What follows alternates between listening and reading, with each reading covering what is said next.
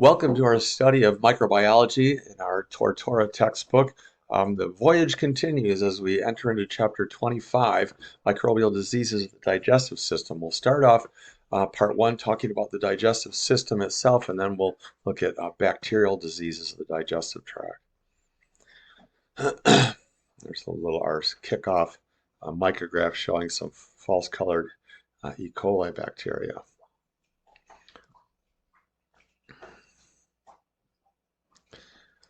So we're talking about the alimentary canal, the gastrointestinal tract, the mouth, pharynx, esophagus, stomach, small and large intestine. It's like a tube within your body, and it's subject to all kinds of infestations that get into the chyme and the feces and attach to the epithelium and kill the epithelial cells and pass through them and so forth.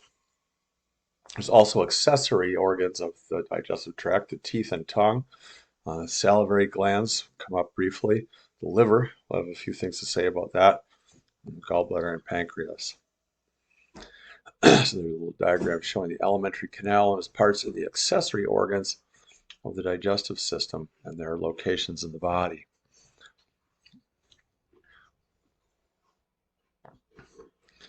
So, how about that? 25 tons of food pass through the GI tract in a lifetime.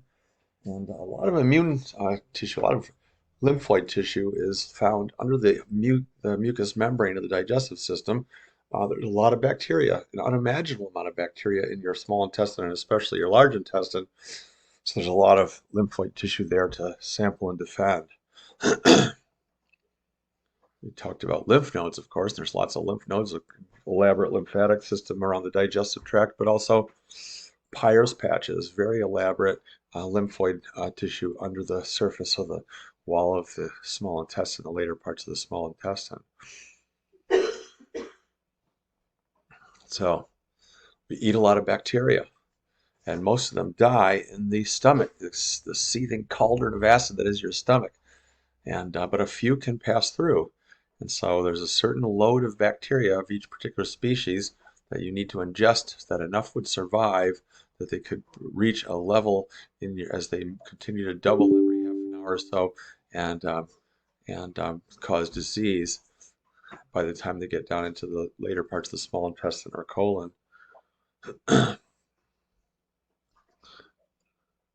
Sorry, I knew that was going to trouble us, so I just shut it off. The small intestine has Paneth cells. They're located in the crypts of Lieberkuhn. Down in the pit of these little crypts along the wall of the intestine are these Paneth cells, which are phagocytic cells, and they produce defensins to help protect against microorganisms trying to get through the mucus to the epithelium. There's also M cells over the Peyer's patches in the later parts of the small intestine that are like portals from the lumen of the intestine into the Peyer's patches, the lymphoid tissue, where there's lots of phagocytes and lymphocytes waiting for them. About 100 billion bacteria per gram of feces. Your feces is actually by weight about 30% bacteria. So you'd be maybe wondering, what if I eat and I efficiently digest, why do I have so much stool? Well, a third of it is bacteria, amazingly, that perform all kinds of good services, namely keeping pathogens from being able to grow in there because there's such a population of bacteria already.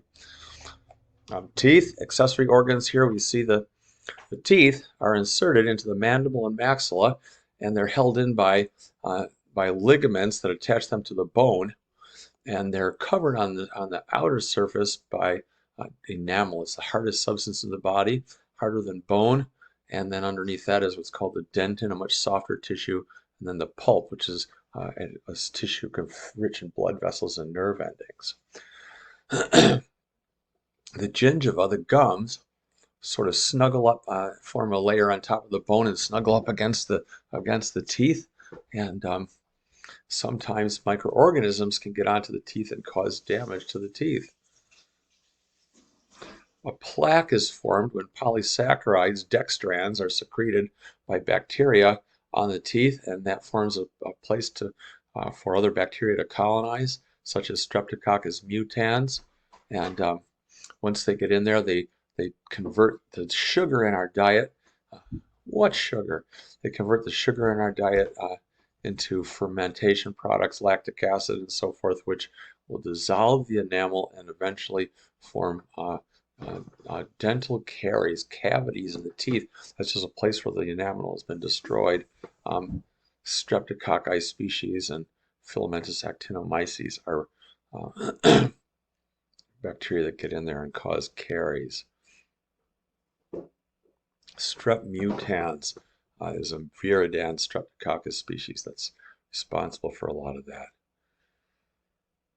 All right.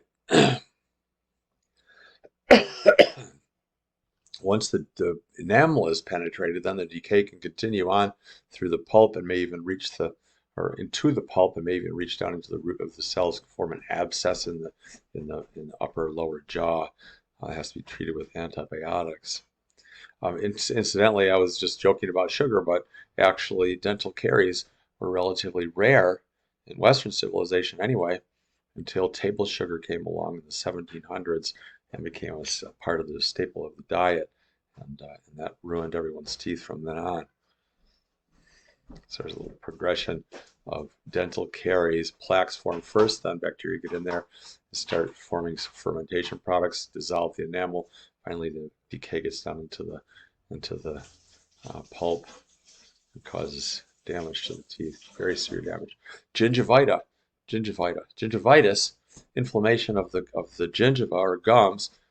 When plaques form in between the teeth and gums, then the secretions of the bacteria cause inflammation, and the gums become inflamed and they bleed easily, and so that's a bad thing.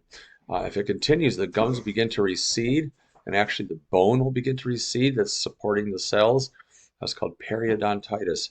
You see someone with periodontitis, it looks like their teeth are extra long because you can see some parts of the teeth that are normally obscured by gums and bone. And eventually, ulcerations can form in the gingiva. Acute necrotizing ulcerative gingivitis is the sort of late stage of periodontal disease. Causes very, very severe foul bad breath and also very severe damage. Your teeth will be falling out at that time. So here's a picture of what happens if you get some plaque forming in between the teeth and gums that causes inflammation, and the gums begin to recede and the bone actually dissolves in between the teeth, and more of the structure of the tooth is exposed, and eventually the teeth will be lost. All right. There's a little diagram of growing some bacteria on a agar plate to identify probably some strep species. There's one of those little tables you can collect. How about diseases of the lower digestive system? Infection with a pathogen, it might take anywhere from 12 hours to 2 weeks of incubation before the pathogen starts to cause disease and fever. There can also be, that's an infection that can take place as the bacteria develop a confluence in the intestine. There can also be intoxication. Some bacteria produce toxins that we may ingest and then become injured with, like Staphylococcus aureus, as we'll see in a bit. Gastroenteritis is inflammation of the epithelium of the intestine, the stomach and intestine. You can have vomiting and cramps and diarrhea. And if it goes further, a more aggressive type of a bacterium, or for example, gets in the intestine than that, it can cause death of the epithelial cells and actually blood appearing in the stool. That's what's known as dysentery. It might not be bacteria, it might be protozoa.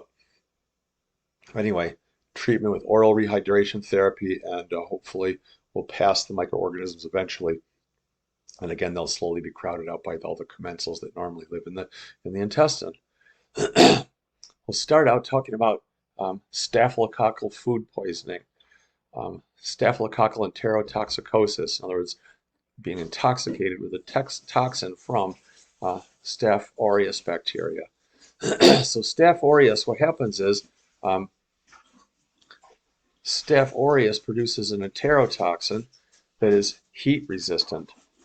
And so if people accidentally inoculate the food that they're preparing with Staph aureus from their skin, then those bacteria may grow in the food when it's left sitting out during during the dinner hour and afterwards, maybe when it's brought out to reheat, brought out to reserve. Um, all the time the bacteria are growing, they're secreting enterotoxin. If you eat the food a second and third time, it's possible that you will become intoxicated with enterotoxin and have a fairly severe gastroenteritis from it. Leaving food out for a long time at room temperature is called temperature abuse. Um, it's best to, if you do like to save leftovers and reheat them, you should, whenever you put the food in the refrigerator, should never be allowed to warm up again. When you want to take some out to use, immediately scoop some out and transfer it to a different container. Put the main amount back in the fridge and never let it warm up. Then you can eat that portion and then eat another portion a later time. Don't let it warm up, and it takes a long time to cool back down in the fridge. And during all the time, it's the generation time of these staph bacteria is going on, and they're just going to produce the toxin. So phage typing can be used to identify these guys. There's a little flow chart of what's going on. Food contamination. When you do heat the food, you will kill the bacteria, yes, but you will still have the enterotoxin. Food containing the toxin is eaten 1 to 6 hours later. When this happens that fast, that's an intoxication most likely. It takes longer than that for the bacteria to accumulate if you have an actual infection in your intestines. Shigellosis. Shigella bacteria, or as we talked about before, are very E. coli-like bacteria, but they produce what's called a Shiga toxin, and it doesn't take very much Shiga or Shigella to get sick. A small infectious dose, enough will survive the stomach to get into your intestine. They start to multiply. They cause damage to the intestinal wall. They attach to the M cells in the at the Peyer's patches. They cross right over, and then they can invade into the bloodstream and cause systemic disease. Antibiotics need to be tested and then be used for treatment to find out which antibiotics a particular strain of Shigella is susceptible to. And here's a picture of Shigella coming to an M cell, inducing phagocytosis or endocytosis. It gets into the M cell, and remember down underneath is lymphoid tissue. It multiplies right in the M cell, spreads to neighboring cells and kills those epithelial cells, and also passes through into the lymphoid tissue and then gets from there into the bloodstream and causes systemic disease, fairly severe disease caused by shigellosis. Salmonella enterica causes gastroenteritis. Salmonella gastroenteritis. It's an enteric, gram-negative facultative anaerobe bacillus. It's a normal inhabitant of the human intestinal tract. There's about 2,000 serotypes, some of which cause gastroenteritis. It also passes through the M cells at the doorway to the Peyer's patches, but it gets into the lymphatic system because it multiplies right in the mucosa of the intestinal tract, gets through into the Peyer's patches, gets into the lymphatic and into the blood, and can occasionally cause systemic disease. Incubation of 12 to 36 hours. So as you can see, it takes a little longer for these kinds of infections to get hold. It can replicate in macrophages, so it's a very, very tough, resilient bacterium and able to cause disease.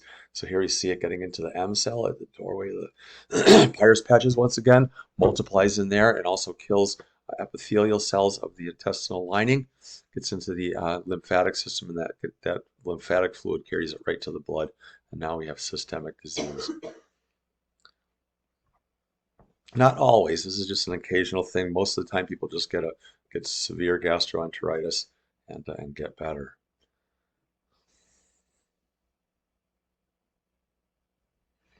So about 1 million cases annually and 380 deaths. And as you can imagine, mostly old people and people with immunocompromise. It's associated with commercial chicken and egg production. Eating eggs at a diner and you don't know anything about the diner, there's always a slight chance you might get a little bit sick from salmonella associated with the eggs We don't know where the eggs came from or how they've been handled, and so forth. Treatment with oral rehydration therapy. How about a little bit worse salmonella disease? Typhoid fever is caused by Salmonella enterica serotype typhi, and it's so well known that it's oftentimes named by its serotype instead of by its species name. It's just called Salmonella typhi. Spread by fecal-oral route in humans, from human to human. It's relatively rare because we have excellent sanitation and good education of the population about how to keep your hands clean and avoid transmitting any fecal bacteria to food preparation or to other people in any way. The bacteria can spread throughout the body by phagocytes. Phagocytes ultimately end up releasing them into the bloodstream. They cause high fever, headache, ulcers in the intestinal wall. 1 to 3% of people that get sick with this thing become carriers. And there's a famous story about Mary Mallon around the turn of the century, I think it was, or maybe in the late 1800s, that was a New York City resident who was a cook. And she would work for relatively wealthy people and cook for them. And she was a carrier of Salmonella typhi, and she would infect the family members, and they would get severely sick, and some people died. And then she would eventually get kind of, people would sour on her after the food was causing people to get sick, and she went and got a job somewhere else.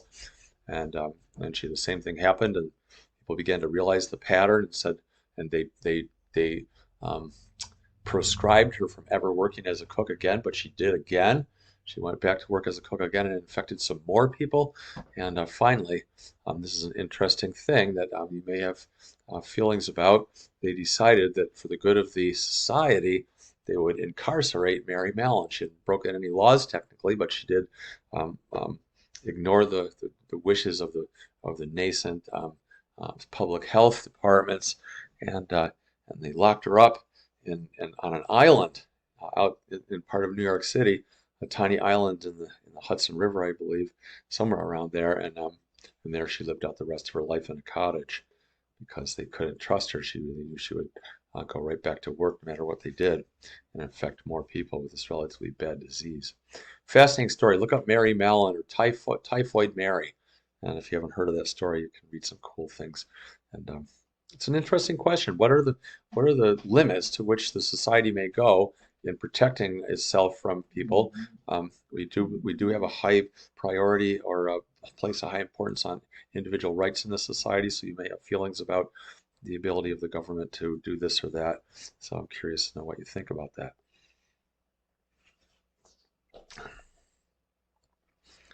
And here's a little graphical representation of the prevalence of typhoid fever over the years from 1934 to about 2015, and you can see that typhoid fever has been essentially eliminated mainly by good hygiene, good practices, cleanliness practices. Salmonellosis peaked for some reason in the mid 1980s. I don't know what is behind that exactly, but we have a pretty high constant rate of salmonellosis in the population. Salmonella is coming largely from poultry feces and other feces of other animals that are prepared for eating. So it's fecal to oral transmission from animals by eating meat that's contaminated with fecal bacteria. So we have excellent health organizations and food quality controls programs or government agencies, but we still have a fair amount of salmonellosis that gets through. It's impossible to prepare food without any contamination whatsoever. How about cholera? There's a real bad disease in terms of a diarrheal disease. Vibrio cholera. It's a gram-negative rod with a slight curve to it with a single polar flagellum. It's associated with salty waters, brackish water, where fresh water meets ocean water along the coast. It produces a cholera toxin, and the cholera toxin causes the epithelium of the intestines to go completely wrong, and secrete a lot of electrolytes into the, and I mean a lot, into the intestinal lumen, which is followed by water, and it produces an incredibly watery stool called rice water stools, just almost like pure water with a slight little chunks in it, like rice. Um, you can lose 12 to 20 liters of fluid per day. That's a life-threatening quantity of liquid. It causes shock and organ failure and death unless a very, very aggressive IV fluid replacement is instituted. So cholera is a pretty terrible disease. There's some pictures of Vibrio cholera bacteria. Um, it's a big problem when sanitation and sewage control is compromised, when there's natural disasters and the sewage treatment facilities in various parts of the world are overwhelmed or flooded or shut down, or when populations move from one place to another and transmit the disease. For example, there was an outbreak in Haiti after an earthquake about 15 years ago, and people from all over the world came to Haiti to help out humanitarian workers. The only problem is people from Nepal brought cholera to Haiti, which exacerbated their disastrous misery of the terrible, terrible earthquake by starting an epidemic of cholera, and they've had a lot of cholera outbreaks since then in Haiti, probably almost steadily since then in Haiti. So pretty terrible stuff. There's a range map of where cholera is endemic in the world, and you can see that all throughout sub-Saharan and southern Africa, and all through India and Asia, China, Southeast Asia, and Mexico, and Caribbean islands. So a lot of places where there's significant recurrence of cholera annually. You may remember that John Snow, basically the grandfather of epidemiology, discovered the source of diarrheal disease in water pumps in London way back when, and figured out that there was a particular pump where people were getting their fresh water that was contaminated, and ultimately they stopped people from using that, and the study was done on the basis of analyzing the population of people, where their movements were, what they did and had in common, the people that had disease, what they had in common, and that's epidemiology in a nutshell. So strategies for disaster preparedness, because it's associated with disasters and loss of control of sanitation, then a lot of stockpiling and preparation for disasters is a good idea to keep outbreaks from becoming very bad. Non-cholera vibrios, Vibrio parahemolyticus is another similar organism that causes a similar disease, just slightly less intense, found in brackish water, saltwater estuaries, common cause of gastroenteritis. It contaminates the shellfish in the water that are collected by people and sold as seafood, and then people get this gastroenteritis. Antibiotic therapy is recommended. Okay, that's Salmonella for you. Let's talk about E. coli. Remember, when you read in the news about people getting sick, they'll say people got E. coli. And that's because they're not educated enough to know that E. coli are a preponderance in your intestines. There's an unimaginable amount of E. coli in your intestine all the time, which are good for you by crowding out bad bacteria. But sometimes E. coli can become lysogenized and in other ways acquire virulence factors that make them disease-causing, and then they're a big problem. So there's different degrees of severity of gastroenteritis and dysentery caused by E. coli bacteria. There's so-called enteropathogenic E. coli or enterotoxigenic E. coli. That's kind of the first step in the sequence of worsening disease caused by E. coli. Causes gastroenteritis in a lot of developing countries. Causes the host cell to form these peculiar pedestals, and that's diagnostic for it if you are able to look microscopically at the tissues. There's enteroinvasive E. coli, and in this case, E. coli has acquired the Shiga toxin, so you have a Shigella-like dysentery. In other words, it's killing some epithelial cells. You have actually bleeding into the intestine, and so you have bloody diarrhea, so a little bit more severe disease. Enteroaggressive E. coli produces an enterotoxin in addition to killing some epithelial cells, causing an especially watery diarrhea. So, and these things are designated by these four-letter acronyms. And so now you're talking about EAEC, enteroaggressive E. coli. There's a little micrograph of pedestals being formed by enterotoxigenic E. coli. Hemorrhagic E. coli they mentioned in that case. You can see that the number of letter acronyms for these things grows by the minute. This is actually, let's go on now and talk about enterohemorrhagic E. coli. We did mention the pedestals right when we were talking about way at the beginning, talking about enteropathogenic E. coli, but this is the sort of the top of the line bad E. coli. Enterohemorrhagic. Shigatoxin causes severe outbreaks of disease, can be fatal, and the bacteria are referred to by serotype, which is O157H7. If you read carefully or look into an outbreak that occurs, usually you'll hear about in the summer. People went to a fair somewhere and they all ate hamburgers at the stand, and a whole bunch of people got sick, and you may eventually discover that yes, in fact, they were tested and it was O157H7 strain of E. coli that caused the disease. Cattle are the main reservoir, and so the meat contaminated with feces will cause the disease.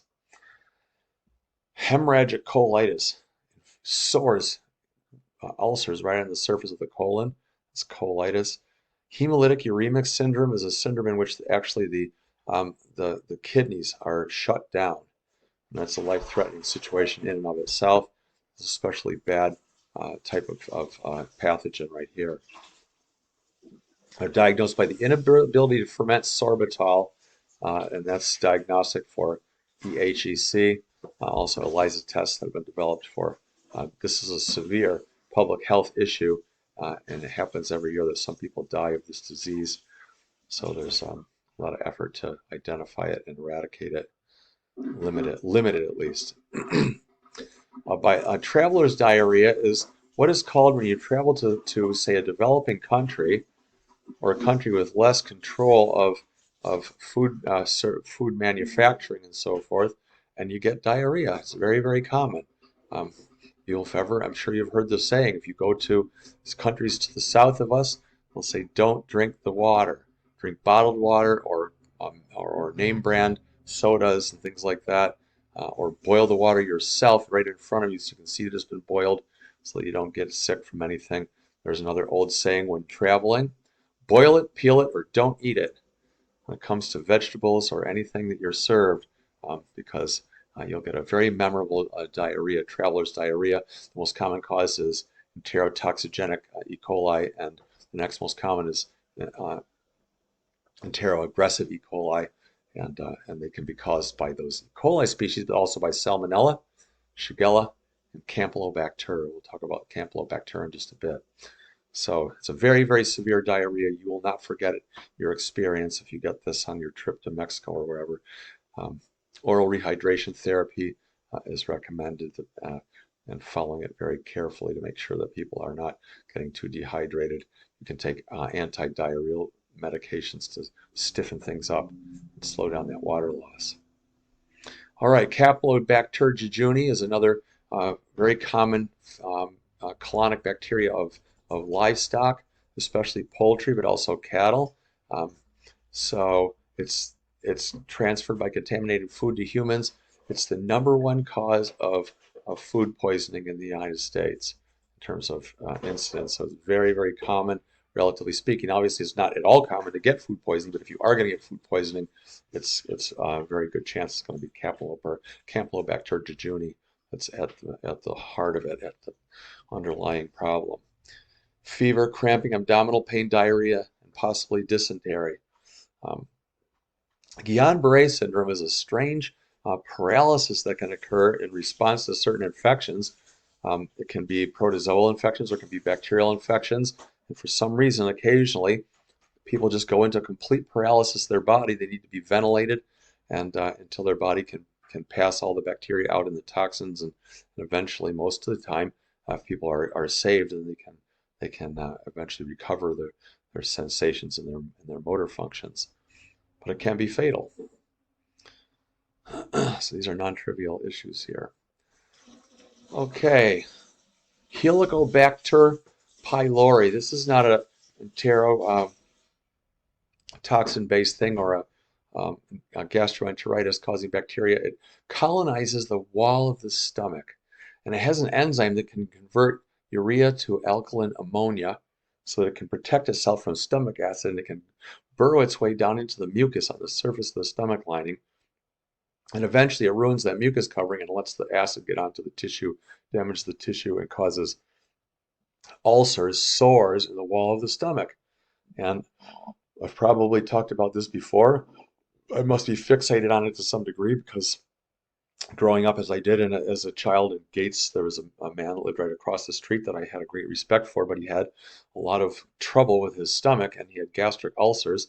And at that time, they told people like him, "You worry too much. You're too stressed out by your job. Get a new job. Stop worrying all the time. Take some antacids." And in fact, the cause of gastric ulcers is, by and large, infections with Helicobacter pylori. And what the man needed was a good dose of antibiotics. Here's a little cartoon diagram of the progression of Helicobacteria getting into the mucus, working their way down in, surviving by this enzyme that can, urease enzyme that can form ammonia and protect them, and eventually causing erosion of the stomach tissue as the mucus is washed away, and eventually it can actually cause perforated ulcers, which is a life-threatening condition in the stomach. Yersinia enterolytica and Yersinia pseudotuberculosis are two strains of Yersinia bacteria that can cause gastroenteritis. And they're gram-negative bacteria, and they come from animals. Undercooked meat and pork is the source of Yersinia gastroenteritis. Like any gastroenteritis, causes diarrhea, fever, headaches, cramps, and sometimes severe cramps, and it's misdiagnosed as appendicitis, just treated with typically oral rehydration or possibly antibiotics if it's considered a severe case. And there's worry. Clostridium perfringens gastroenteritis. We talked about Clostridium perfringens because it can cause gangrene, gas gangrene, but it can also cause a gastroenteritis if it's a gram-positive endospore forming. As you know, Clostridium is famous for that in our discussions quite a few times. Fecal contamination, animal feces contamination of foods produces an exotoxin, that can cause this disease. So 8 to 12 hours after ingestion, that's a classic finding for food poisoning. Bacterial infestations that cause gastroenteritis after eating contaminated food. Clostridium difficile is another animal altogether. There's a bunch of strains of Clostridium difficile that cause different degrees of disease in the colon and the small intestine, and it can cause life-threatening colitis, inflammation of the large intestine, and it's often associated with extended use of antibiotics. So if you have a disease that you need to get a lot of antibiotic treatment for, unfortunately what that may do is upset the balance of flora in your intestine, so your commensal bacteria will be killed, and you'll have overgrowth of Clostridium difficile, which can then again cause enough toxins to cause severe damage to the lining of your colon and can be fatal. Healthcare workers may know about this because of the hospital setting. We have a lot of people being treated with antibiotics and a lot more incidents of very viral strains of Clostridium difficile around the place. Nurses and doctors can get infected with Clostridium difficile and get quite a bad case of colitis.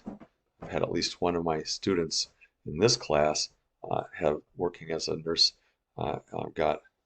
nurse aide, got C. diff infections. I think it was during the nursing training during the clinical phase. Someone got a pretty bad C. diff infection and had something to say about that one that came up in conversation. Ciprofloxacin is often associated with, if someone has Cipro antibiotic treatment, they may well have a C. diff overgrowth and gastroenteritis. All right, Bacillus cereus. Bacillus cereus, again, another gram-positive bacillus that is common in the soil and vegetation and doesn't usually cause any problems, but if it develops enough of a confluence, leftover fried rice is a classic way that people get intoxicated or get infected with Bacillus cereus that causes gastroenteritis. Okay, here's a little clinical story. An 8-year-old boy has diarrhea, chills, and fever, abdominal cramps, and vomiting for 3 days. The next month, the 12-year-old brother experiences the same symptoms, and 2 weeks before the first patient became ill, the family had purchased a small red-eared slider turtle at a flea market. Can you identify the infections that could cause these symptoms? And one of the things that I don't know if we mentioned when we were going through, but turtles as pets used to be a thing. And then it was discovered that turtles oftentimes carry pathogenic Salmonella species. And so a good chance that these boys got Salmonella and gastroenteritis from their turtles. Went overnight from almost every child in the neighborhood having a small aquarium with some cute little turtles in it to no one having turtles. Once it became clear that this was a route of transmission.